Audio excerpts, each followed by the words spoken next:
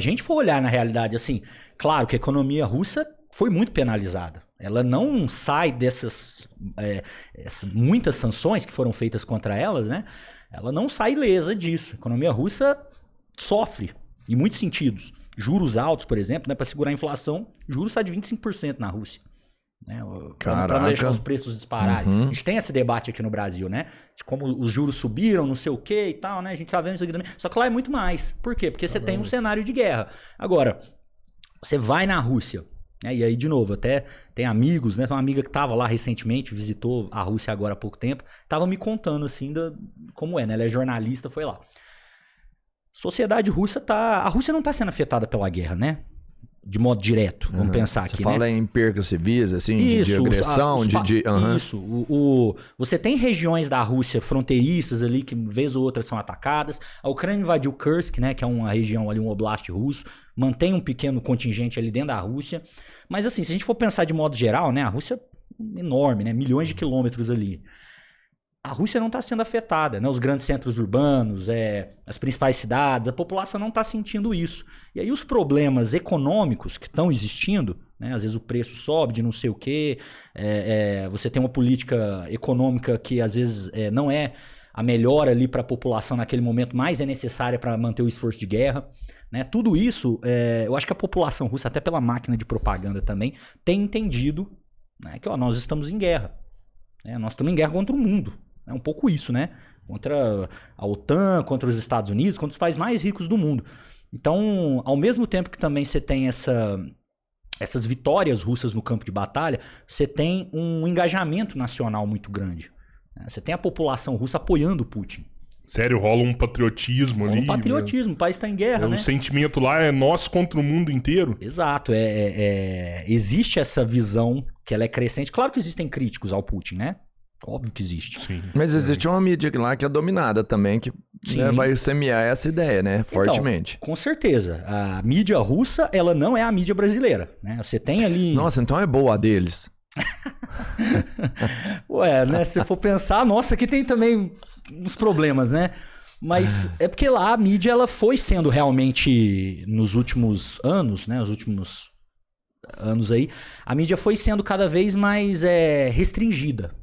Né, em termos assim de vários jornais foram fechados, você tem uma limitação mesmo do que pode ser falado, inclusive no período pós-guerra, né? Certas palavras foram proibidas.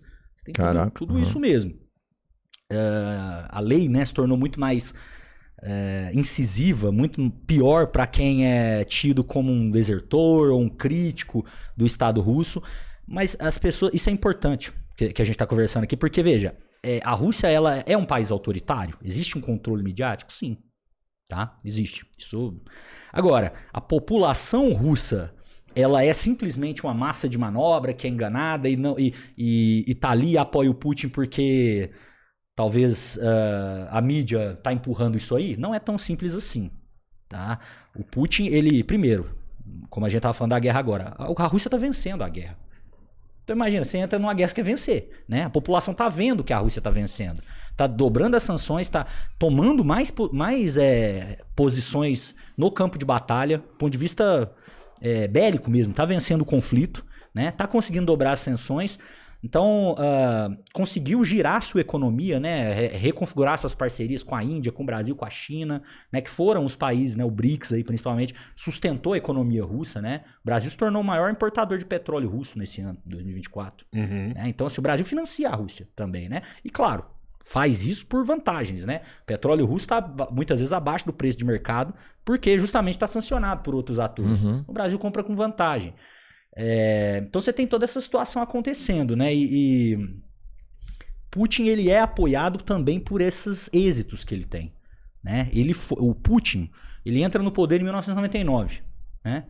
Como primeiro-ministro. Em 2000 ele vira presidente. Esse período anterior ao Putin é o pior período da história da Rússia desde a Revolução Russa de 1917. Pior? Pior. A década de 90 é o pior momento da história da Rússia, que talvez vai ser superado só por aquele período da época da Revolução Russa. Porque aquilo lá foi um caos, né? População passando fome, guerra civil, um caos danado. A década de 90 é tão ruim quanto ou quase isso. É o fim da União Soviética? É o fim da União Soviética, né? É um encolhimento econômico, uma privatização totalmente desregulada, né? Onde você cria a classe, né, dos oligarcas russos.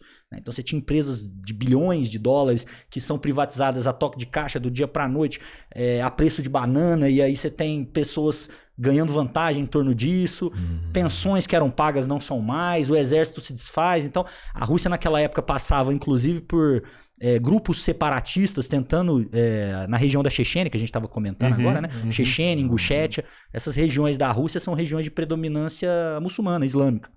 E você tinha grupos separatistas, então era uma crise econômica, uma crise territorial, e o Putin chega nesse momento, conserta as coisas, vence a guerra da Chechênia, por exemplo, né? A Rússia chegou a perder o controle da Chechênia, né? Grozny e tal.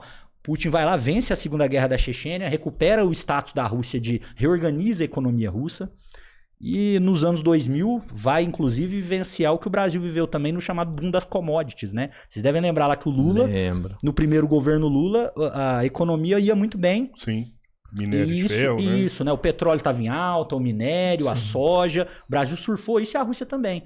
E o Putin fez o dever de casa. Ele conseguiu. O Putin soube fazer certo. Soube tirar ali daquele. Então os russos lembram disso. Galera lembra disso, sabe que isso foi há 20 anos atrás. Sabe que pode ser muito pior. Né? Então ele tem um apoio também, e é curioso ver que você tem algumas pesquisas, né, dentro da Rússia, claro que são pesquisas de novo, né, feitas ali com o aval do governo russo, mas pesquisas interessantes mostram, por exemplo, que o grupo maioritário que apoia o Putin hoje dentro da Rússia são mulheres de meia idade, né, porque eram pessoas passaram pela transição numa posição de maior vulnerabilidade, muitas vezes por ser mulher, às vezes uma dona de casa, né, que não tem ali, enfim, uma pensão, não tem um trabalho, às vezes, né, tá ali em casa, e viu fome, né, viu desorganização, viu guerra civil, e hoje o pessoal prefere aquele velho dilema, né, segurança ou liberdade? O que as pessoas querem primeiro, né? Cara, é muito louco como que a economia é um pilar de sustentação, assim, né, pela economia tudo desmorona, e pela economia